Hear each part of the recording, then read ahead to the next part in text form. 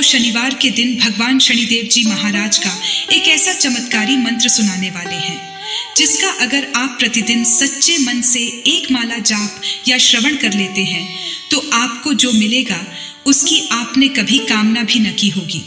शनिदेव की कृपा जिस पर हो जाए उसका मुकाबला पूरे ब्रह्मांड में भी कोई नहीं कर सकता। शनि अनुशासन प्रिय है। जो भी इंसान अनुशासन में रहता है वह शनिदेव का प्रिय भक्त होता है। शनिदेव एकमात्र ऐसे देव हैं जिनसे लगभग सभी भय खाते हैं। विशेष तौर पर धरतीवासी तो किसी और देवी देवता की पूजा करें ये न करें, लेकिन शनिवार को शनि मंदिर जाना हो या शनि पूजा करना कभी नहीं भूलते।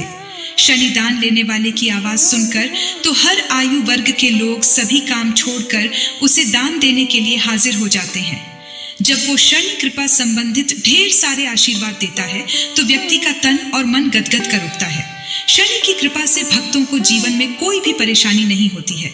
शनि श्याम वर्ण है, इसलिए उन्हें काला रंग बहुत प्रिय है। शनि कृपा की इच्छा रखने वाले हर व्यक्ति को शनिवार के दिन काले कपड़े पहनने चाहिए। ललाट पर काले रंग का तिलक लगाना चाहिए। संभव हो तो अंतर्वस्त्र भी काले पहने। शनिदेव की कृपा दृष्टि से व्यक्ति रंग से राजा बन जाता है। तो प्रिय भक्तों, आइए शनिदेव महाराज जी के इस महामंत्र को सुन लेते हैं। एक बात ध्यान में रखना कि मंत्र पूरा 108 बार या इससे ज्यादा सुनना है, मतलब कि इस वीडियो को पूरा सुनना है। सुनते सुनते आप ध्यान मग्न हो जाएंगे। आप अपनी दुकान या घर पर कहीं भी इस मंत्र को सुन सकते हैं। हम आशा करते हैं कि आपको शीघ्र ही लाभ मिलेगा। अगर आपको हमारा यह वीडियो पसंद आए तो एक लाइक जरूर करिएगा।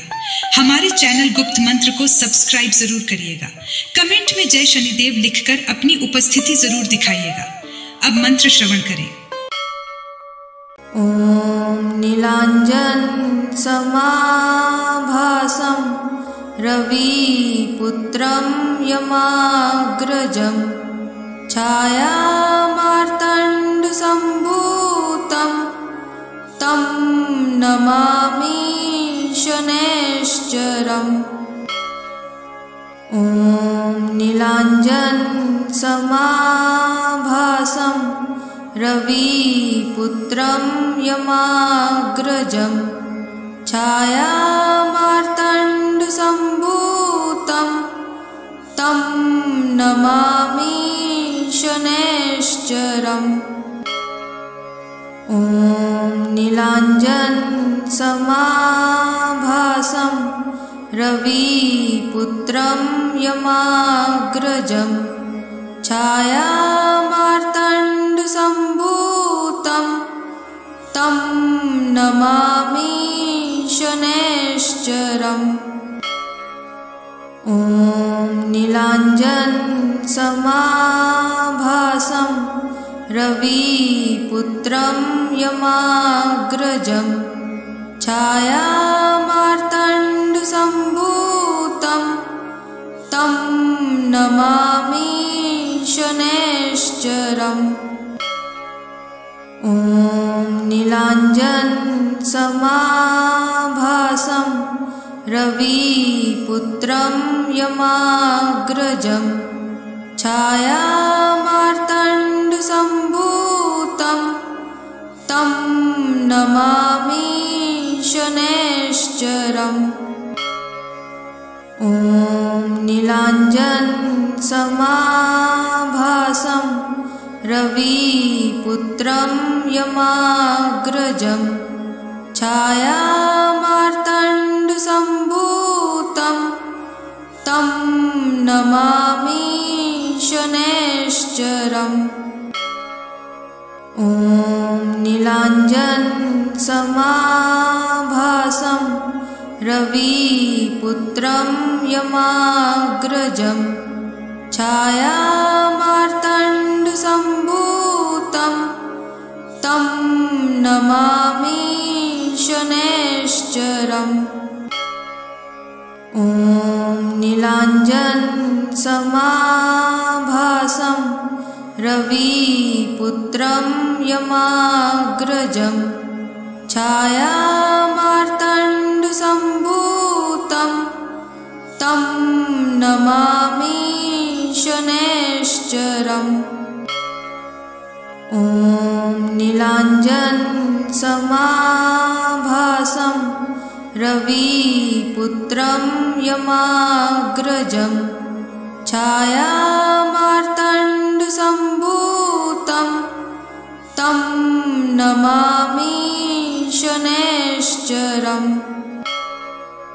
ॐ नीलाञ्जनसमाभासं रविपुत्रं यमाग्रजं छायामार्तण्डसम्भूतं तं नमामि शनैश्चरम्। ॐ नीलाञ्जनसमाभासं रविपुत्रं यमाग्रजं छायामार्तण्डसम्भूतं तं नमामि शनैश्चरम्। ॐ नीलाञ्जनसमाभासं रविपुत्रं यमाग्रजं छायामार्तण्डसम्भूतं तं नमामि शनैश्चरम्। ॐ नीलाञ्जनसमाभासं रविपुत्रं यमाग्रजं छायामार्तण्डसम्भूतं तं नमामि शनैश्चरम्। ॐ नीलाञ्जनसमाभासं रविपुत्रं यमाग्रजं छायामार्तण्डसम्भूतं तं नमामि शनैश्चरम्।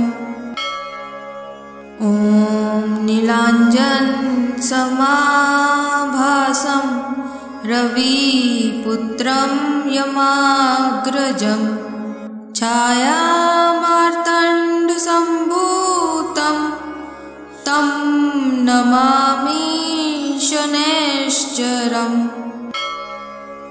ॐ नीलाञ्जनसमाभासं रविपुत्रं यमाग्रजं छायामार्तण्डसम्भूतं तं नमामि शनैश्चरम्।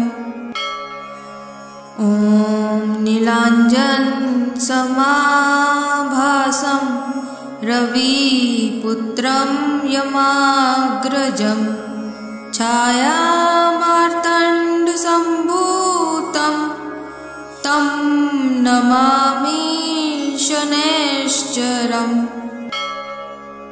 ॐ नीलाञ्जनसमाभासं रविपुत्रं यमाग्रजं छायामार्तण्डसम्भूतं तं नमामि शनैश्चरम्। ॐ नीलाञ्जनसमाभासं रविपुत्रं यमाग्रजं छायामार्तण्डसम्भूतं तं नमामि शनैश्चरम्। ॐ नीलाञ्जनसमाभासं रविपुत्रं यमाग्रजं छायामार्तण्डसम्भूतं तं नमामि शनैश्चरम्। ॐ नीलाञ्जनसमाभासं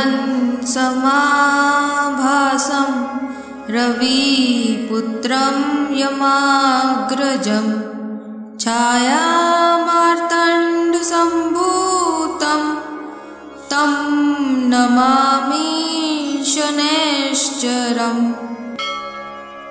ॐ नीलाञ्जनसमाभासं रविपुत्रं यमाग्रजं छायामार्तण्डसम्भूतं तं नमामि शनैश्चरम्। ॐ नीलाञ्जनसमाभासं रविपुत्रं यमाग्रजं छायामार्तण्डसम्भूतं तं नमामि शनैश्चरम्। ॐ नीलाञ्जनसमाभासं रविपुत्रं यमाग्रजं छायामार्तण्डसम्भूतं तं नमामि शनैश्चरम्। ॐ नीलाञ्जनसमाभासं रविपुत्रं यमाग्रजं छायामार्तण्डसम्भूतं तं नमामि शनैश्चरम्। ॐ नीलाञ्जनसमाभासं रविपुत्रं यमाग्रजं छायामार्तण्डसम्भूतं तं नमामि शनैश्चरम्। ॐ नीलाञ्जनसमाभासं रविपुत्रं यमाग्रजं छायामार्तण्डसम्भूतं तं नमामि शनैश्चरम्। ॐ नीलाञ्जनसमाभासं रविपुत्रं यमाग्रजं छायामार्तण्डसम्भूतं तं नमामि शनैश्चरम्। ॐ नीलाञ्जनसमाभासं रविपुत्रं यमाग्रजं छायामार्तण्डसम्भूतं तं नमामि शनैश्चरम्। ॐ नीलाञ्जनसमाभासं रविपुत्रं यमाग्रजं छायामार्तण्डसम्भूतं तं नमामि शनैश्चरम्। ॐ नीलाञ्जनसमाभासं रविपुत्रं यमाग्रजं छायामार्तण्डसम्भूतं तं नमामि शनैश्चरम्। ॐ नीलाञ्जनसमाभासं रविपुत्रं यमाग्रजं छायामार्तण्डसम्भूतं तं नमामि शनैश्चरम्। ॐ नीलाञ्जनसमाभासं रविपुत्रं यमाग्रजं छायामार्तण्डसम्भूतं तं नमामि शनैश्चरम्।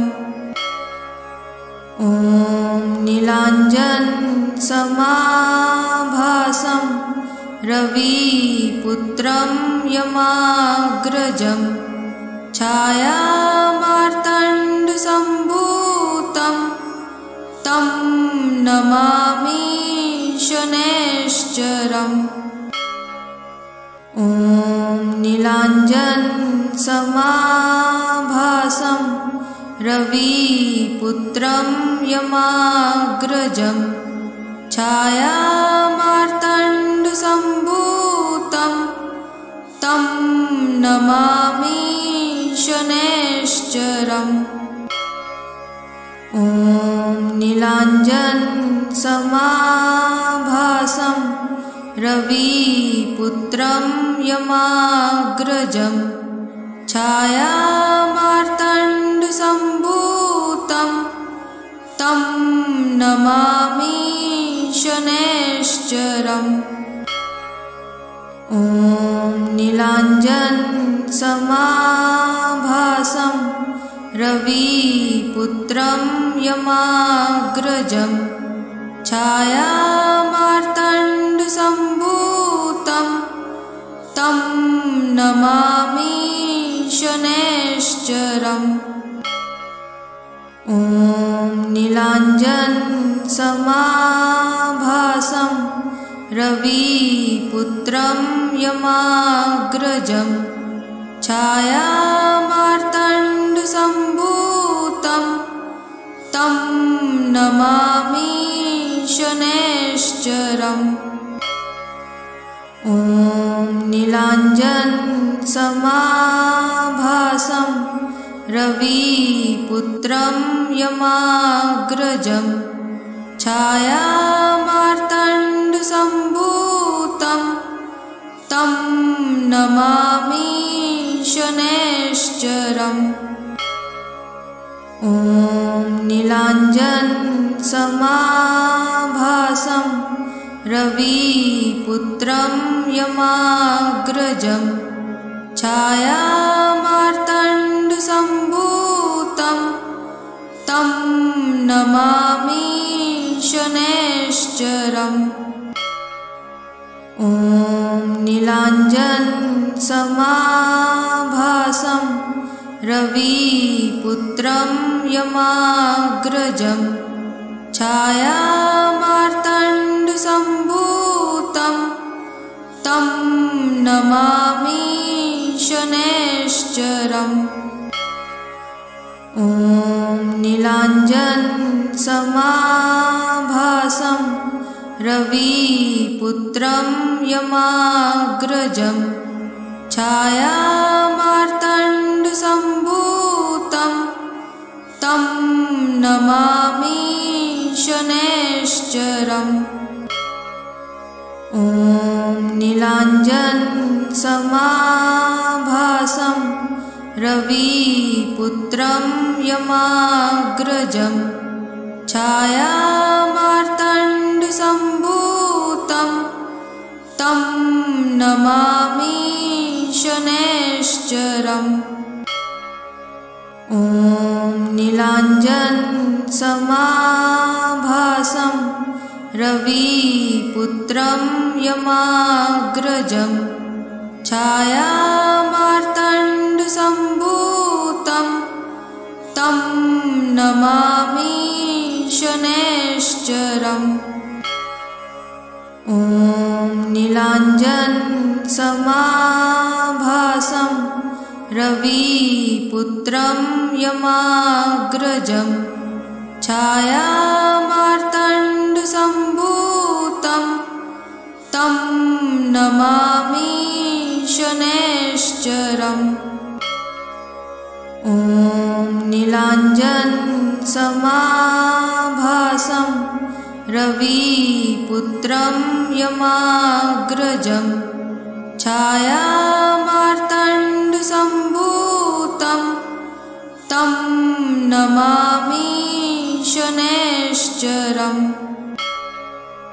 ॐ नीलाञ्जनसमाभासं रविपुत्रं यमाग्रजं छायामार्तण्डसम्भूतं तं नमामि शनैश्चरम्।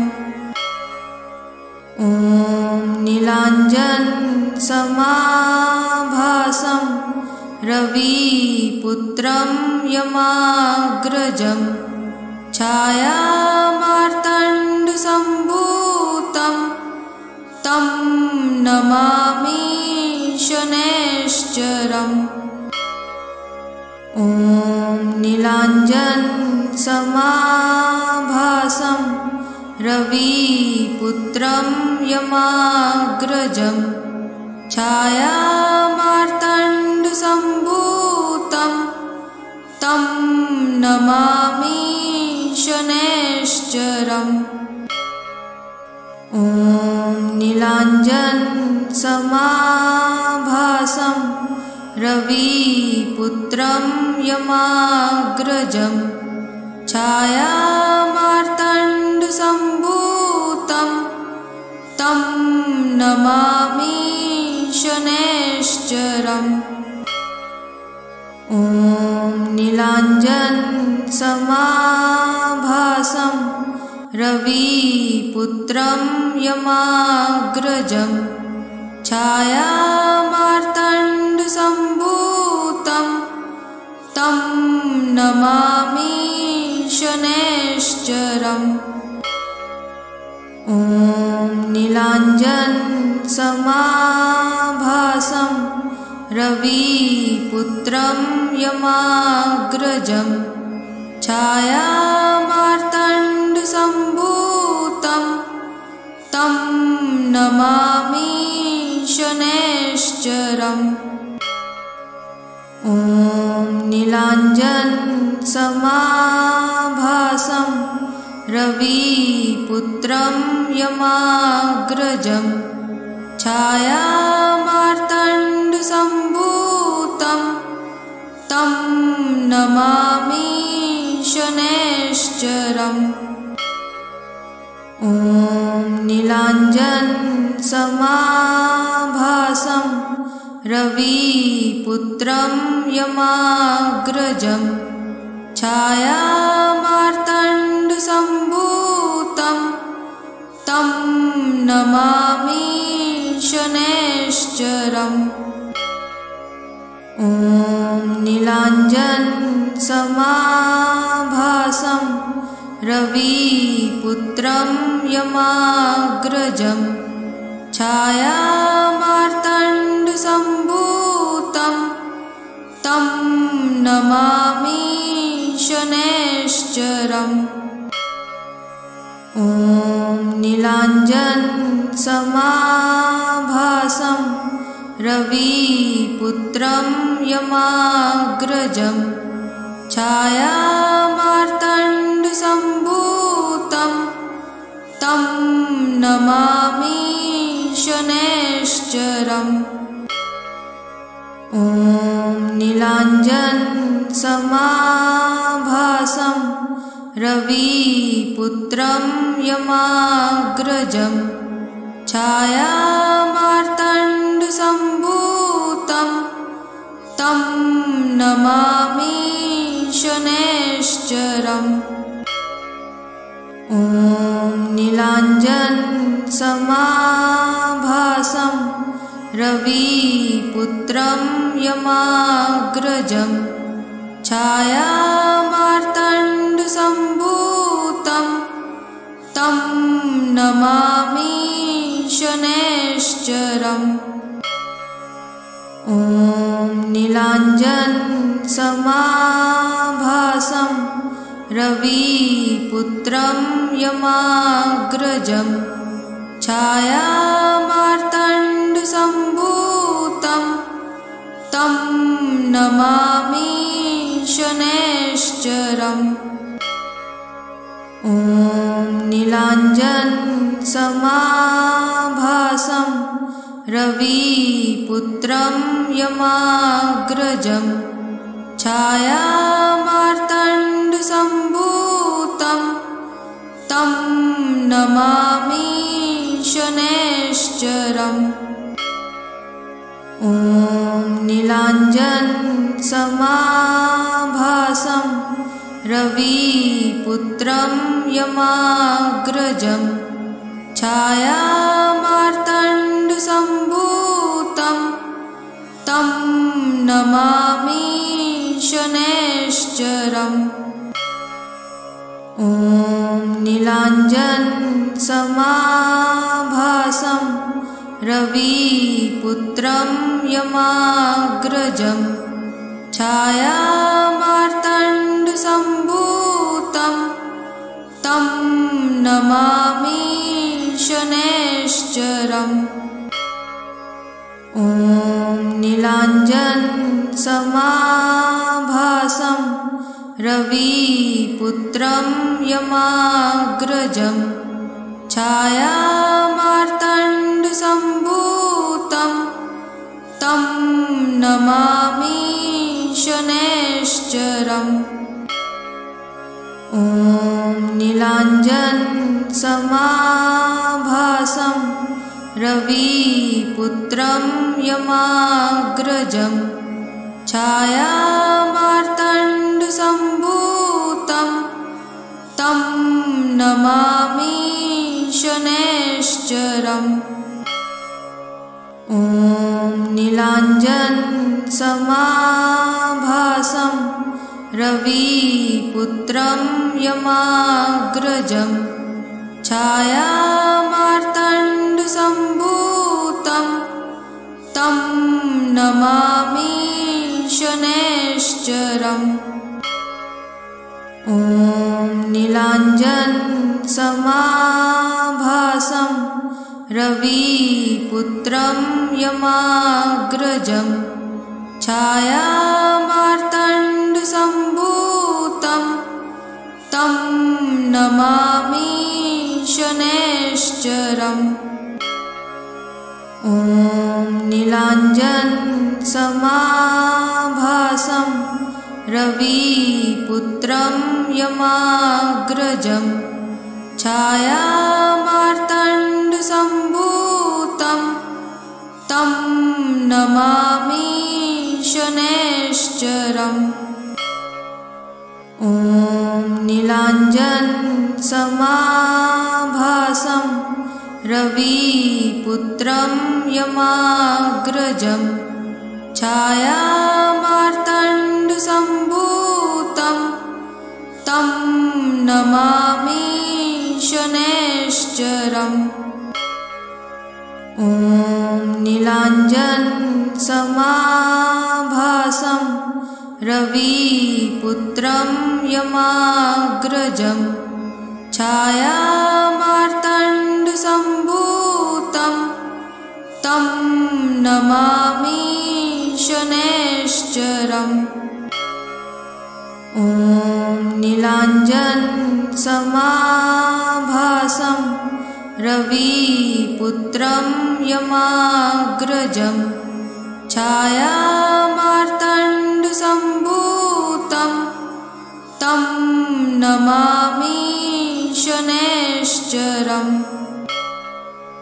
ॐ नीलाञ्जनसमाभासं रविपुत्रं यमाग्रजं छायामार्तण्डसम्भूतं तं नमामि शनैश्चरम्।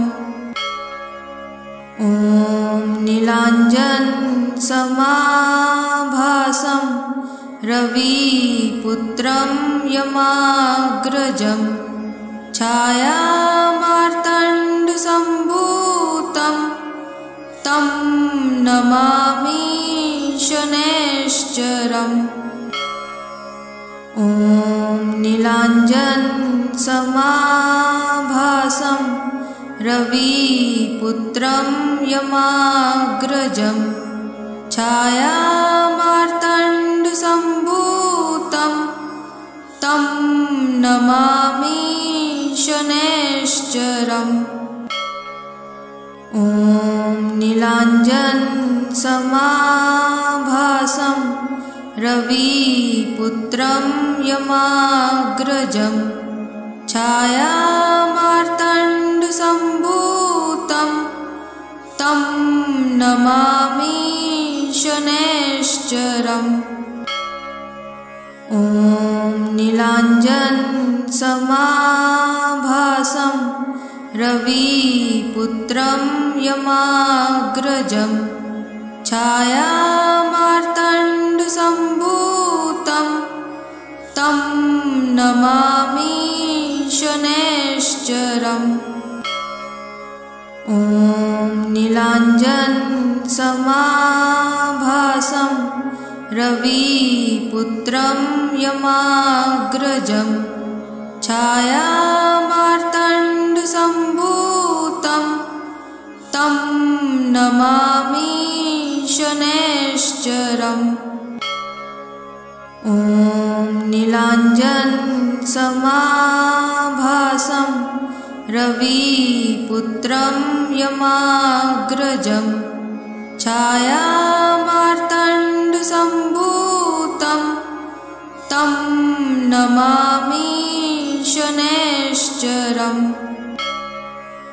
ॐ नीलाञ्जनसमाभासं रविपुत्रं यमाग्रजं छायामार्तण्डसम्भूतं तं नमामि शनैश्चरम्। ॐ नीलाञ्जनसमाभासं रविपुत्रं यमाग्रजं छायामार्तण्डसम्भूतं तं नमामि शनैश्चरम्।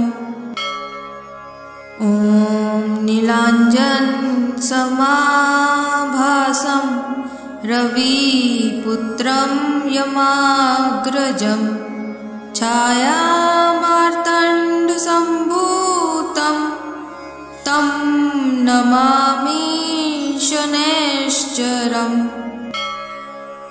ॐ नीलाञ्जनसमाभासं रविपुत्रं यमाग्रजं छायामार्तण्डसम्भूतं तं नमामि शनैश्चरम्। ॐ नीलाञ्जनसमाभासं रविपुत्रं यमाग्रजं छायामार्तण्डसम्भूतं तं नमामि शनैश्चरम्। ॐ नीलाञ्जनसमाभासं रविपुत्रं यमाग्रजं छायामार्तण्डसम्भूतं तं नमामि शनैश्चरम्। ॐ नीलाञ्जनसमाभासं रविपुत्रं यमाग्रजं छायामार्तण्डसम्भूतं तं नमामि शनैश्चरम्। ॐ नीलाञ्जनसमाभासं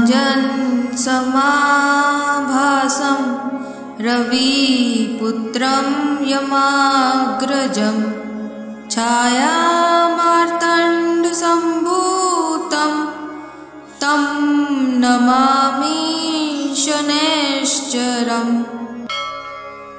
ॐ नीलाञ्जनसमाभासं रविपुत्रं यमाग्रजं छायामार्तण्डसम्भूतं तं नमामि शनैश्चरम्।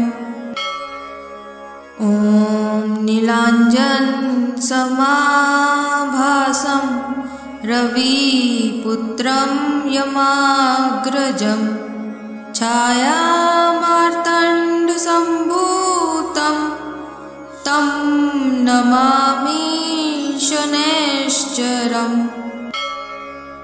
ॐ नीलाञ्जनसमाभासं रविपुत्रं यमाग्रजं छायामार्तण्डसम्भूतं तं नमामि शनैश्चरम्। ॐ नीलाञ्जनसमाभासं रविपुत्रं यमाग्रजं छायामार्तण्डसम्भूतं तं नमामि शनैश्चरम्। ॐ नीलाञ्जनसमाभासं रविपुत्रं पुत्रं यमाग्रजं छायामार्तण्डसम्भूतं तं नमामि शनैश्चरम्। ॐ नीलाञ्जनसमाभासं रविपुत्रं यमाग्रजं छायामार्तण्डसम्भूतं तं नमामि शनैश्चरम्। ॐ नीलाञ्जनसमाभासं रविपुत्रं यमाग्रजं छायामार्तण्डसम्भूतं तं नमामि शनैश्चरम्। ॐ नीलाञ्जनसमाभासं रविपुत्रं यमाग्रजं छायामार्तण्डसम्भूतं तं नमामि शनैश्चरम्। ॐ नीलाञ्जनसमाभासं रविपुत्रं यमाग्रजं छायामार्तण्डसम्भूतं तं नमामि शनैश्चरम्। ॐ नीलाञ्जनसमाभासं रविपुत्रं यमाग्रजं छायामार्तण्डसम्भूतं तं नमामि शनैश्चरम्। ॐ नीलाञ्जनसमाभासं रविपुत्रं यमाग्रजं छायामार्तण्डसम्भूतं तं नमामि शनैश्चरम्। ॐ नीलाञ्जनसमाभासं रविपुत्रं यमाग्रजं छायामार्तण्डसम्भूतं तं नमामि शनैश्चरम्। ॐ नीलाञ्जनसमाभासं रविपुत्रं यमाग्रजं छायामार्तण्डसम्भूतं तं नमामि शनैश्चरम्। ॐ नीलाञ्जनसमाभासं रविपुत्रं यमाग्रजं छायामार्तण्डसम्भूतं तं नमामि शनैश्चरम्। ॐ नीलाञ्जनसमाभासं रविपुत्रं यमाग्रजं छायामार्तण्डसम्भूतं तं नमामि शनैश्चरम्। ॐ नीलाञ्जनसमाभासं रविपुत्रं यमाग्रजं छायामार्तण्डसम्भूतं तं नमामि शनैश्चरम्। ॐ नीलाञ्जनसमाभासं रविपुत्रं यमाग्रजं छायामार्तण्डसम्भूतं तं नमामि शनैश्चरम्। ॐ नीलाञ्जनसमाभासं रविपुत्रं यमाग्रजं छायामार्तण्डसम्भूतं तं नमामि शनैश्चरम् ॐ नीलाञ्जनसमाभासं रविपुत्रं यमाग्रजं छायामार्तण्डसम्भूतं तं नमामि शनैश्चरम् ॐ नीलाञ्जनसमाभासं रविपुत्रं यमाग्रजं छायामार्तण्डसम्भूतं तं नमामि शनैश्चरम् ॐ नीलाञ्जनसमाभासं रविपुत्रं यमाग्रजं छायामार्तण्डसम्भूतं तं नमामि शनैश्चरम् ॐ नीलाञ्जनसमाभासं रविपुत्रं यमाग्रजं छायामार्तण्डसम्भूतं तं नमामि शनैश्चरम्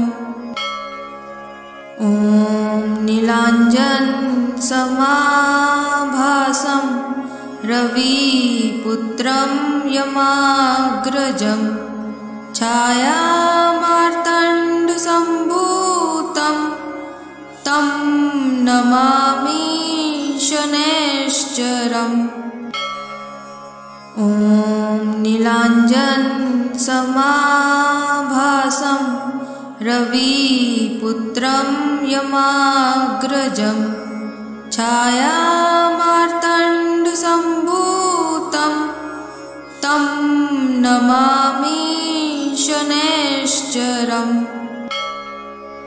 ॐ नीलाञ्जनसमाभासं रविपुत्रं यमाग्रजं छायामार्तण्डसम्भूतं तं नमामि शनैश्चरम्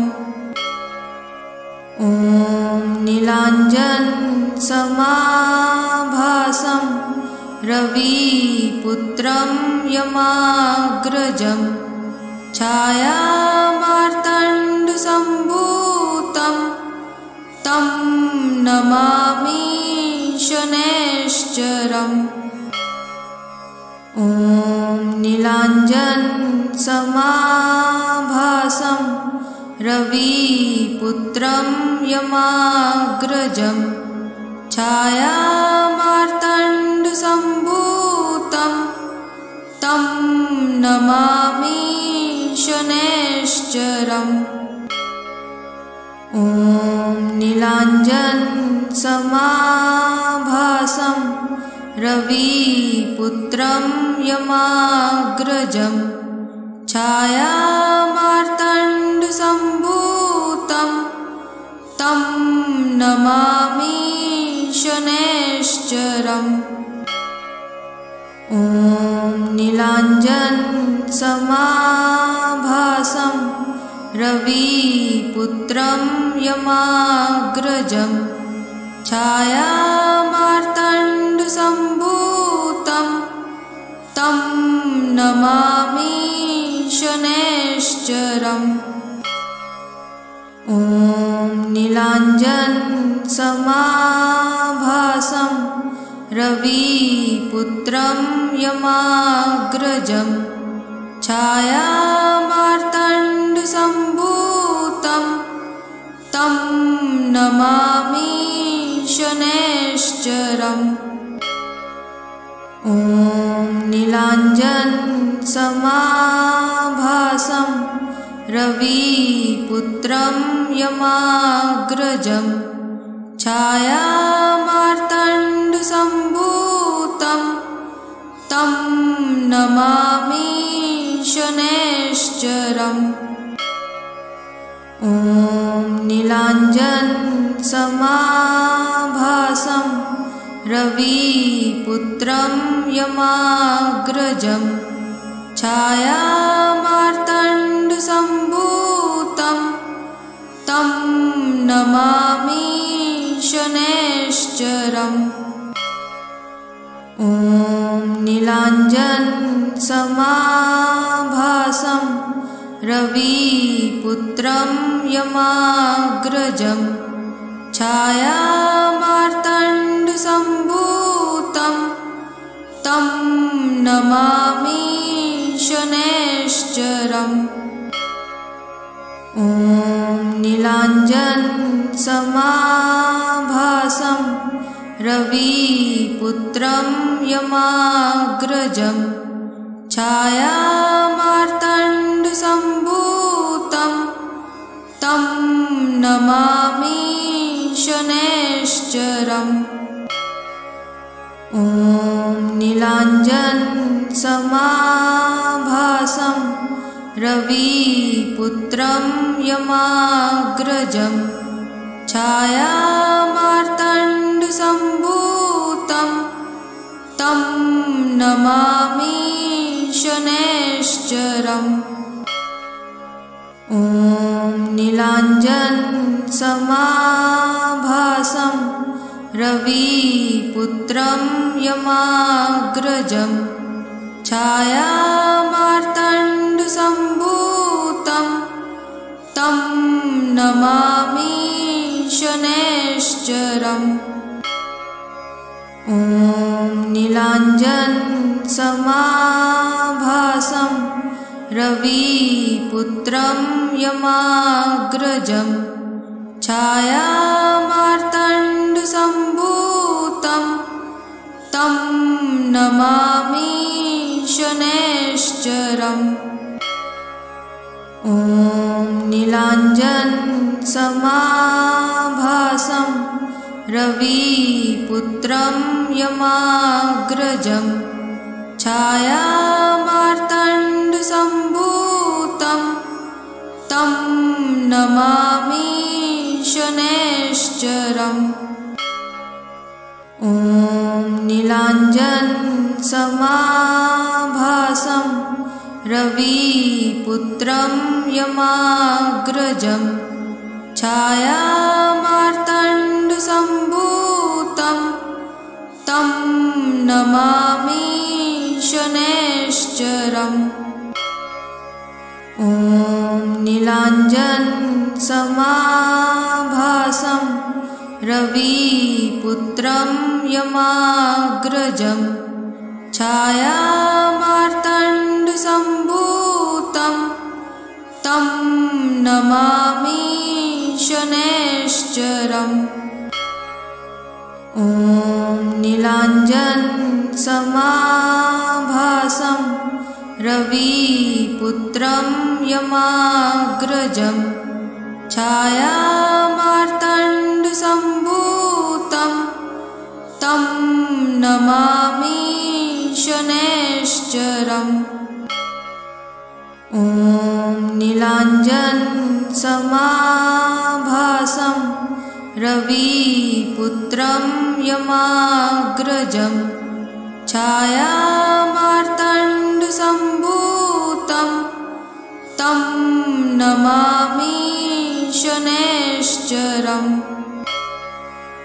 ॐ नीलाञ्जनसमाभासं रविपुत्रं यमाग्रजं छायामार्तण्डसम्भूतं तं नमामि शनैश्चरम्। ॐ नीलाञ्जनसमाभासं रविपुत्रं यमाग्रजं छायामार्तण्डसम्भूतं तं नमामि शनैश्चरम्। ॐ नीलाञ्जनसमाभासं रविपुत्रं यमाग्रजं छायामार्तण्डसम्भूतं तं नमामि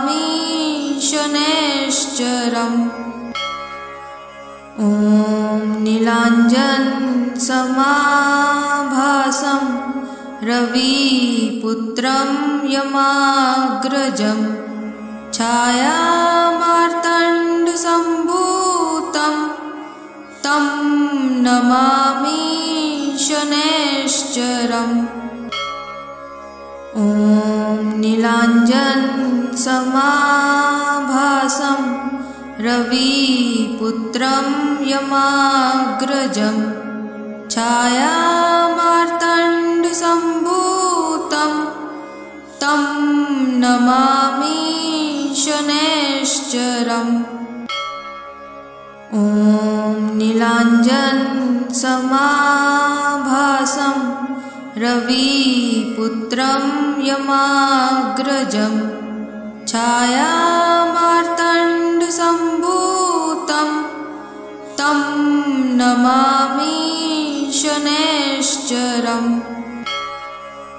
ॐ नीलाञ्जनसमाभासं रविपुत्रं यमाग्रजं छायामार्तण्डसम्भूतं तं नमामि शनैश्चरम्। ॐ नीलाञ्जनसमाभासं रविपुत्रं यमाग्रजं छायामार्तण्डसम्भूतं तं नमामि शनैश्चरम्। ॐ नीलाञ्जनसमाभासं रविपुत्रं यमाग्रजं छायामार्तण्डसम्भूतं तं नमामि शनैश्चरम्। ॐ नीलाञ्जनसमाभासं रविपुत्रं यमाग्रजं छायामार्तण्डसम्भूतं तं नमामि शनैश्चरम्। ॐ नीलाञ्जनसमाभासं रविपुत्रं यमाग्रजं छायामार्तण्डसम्भूतं तं नमामि शनैश्चरम्। ॐ नीलाञ्जनसमाभासं रविपुत्रं यमाग्रजं छायामार्तण्डसम्भूतं तं नमामि शनैश्चरम्। ॐ नीलाञ्जनसमाभासं रविपुत्रं यमाग्रजं छायामार्तण्डसम्भूतं तं नमामि शनैश्चरम्। ॐ नीलाञ्जनसमाभासं रविपुत्रं यमाग्रजं छायामार्तण्डसम्भूतं तं नमामि शनैश्चरम्।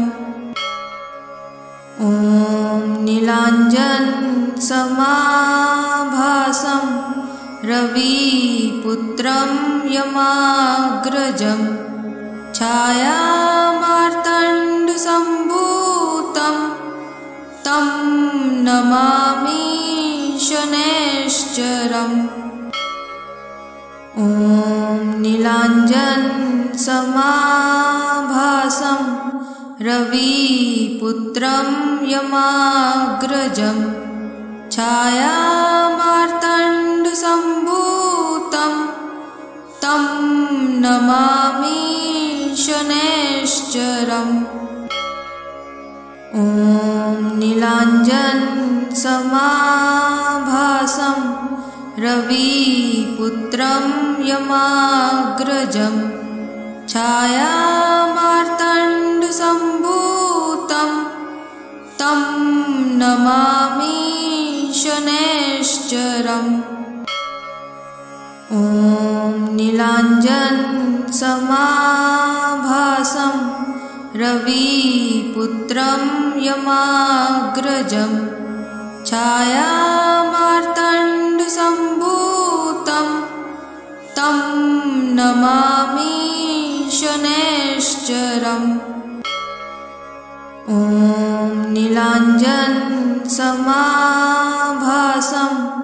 रविपुत्रं यमाग्रजं छायामार्तण्डसम्भूतं तं नमामि शनैश्चरम्। ॐ नीलाञ्जनसमाभासं रविपुत्रं यमाग्रजं छायामार्तण्डसम्भूतं तं नमामि शनैश्चरम्।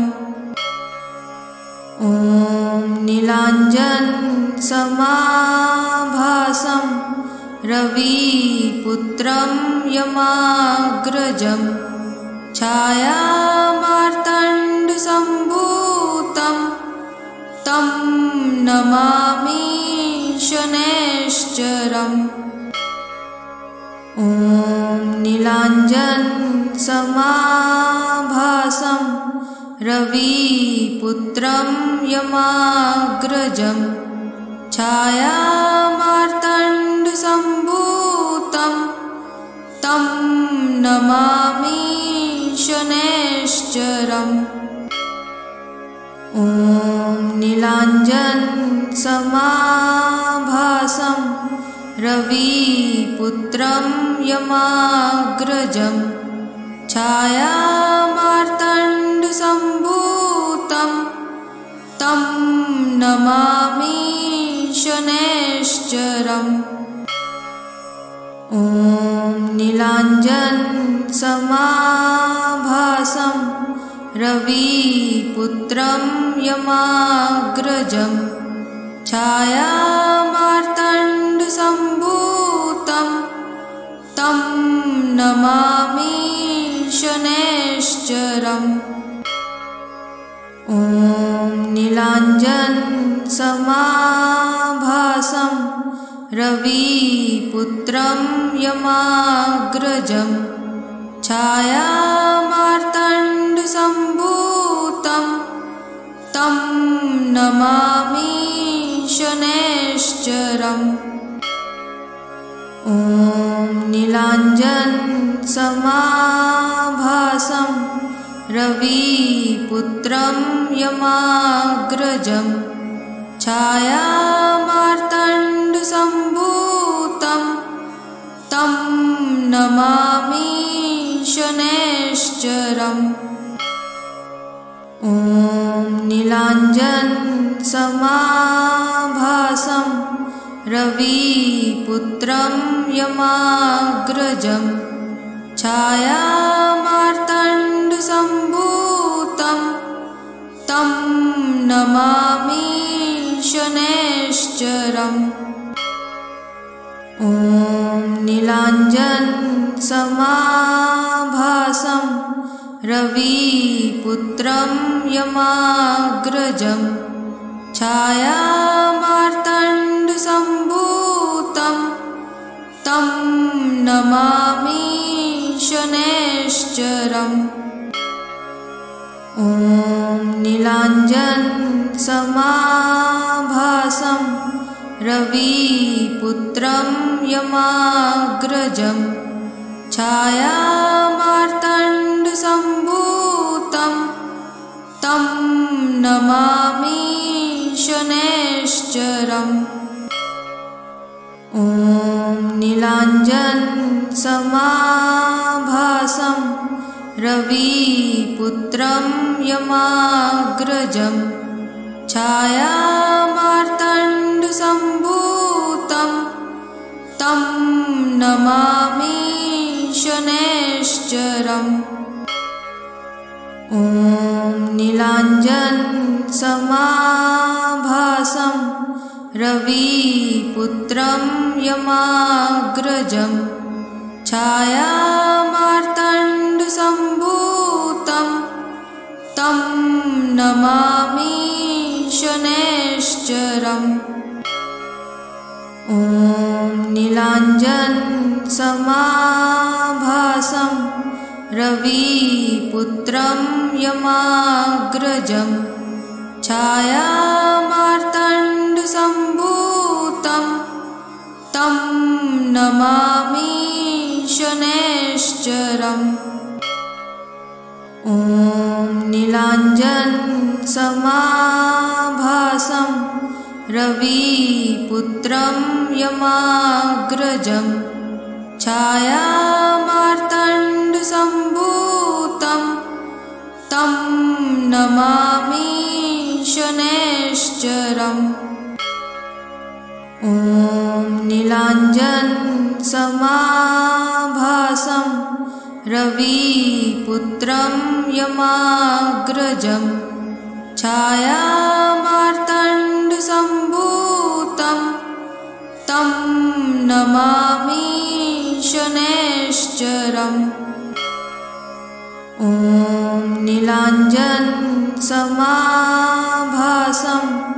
रविपुत्रं यमाग्रजं छायामार्तण्डसम्भूतं तं नमामि शनैश्चरम्। ॐ नीलाञ्जनसमाभासं रविपुत्रं यमाग्रजं छायामार्तण्डसम्भूतं तं नमामि शनैश्चरम्। ॐ नीलाञ्जनसमाभासं रविपुत्रं यमाग्रजं छायामार्तण्ड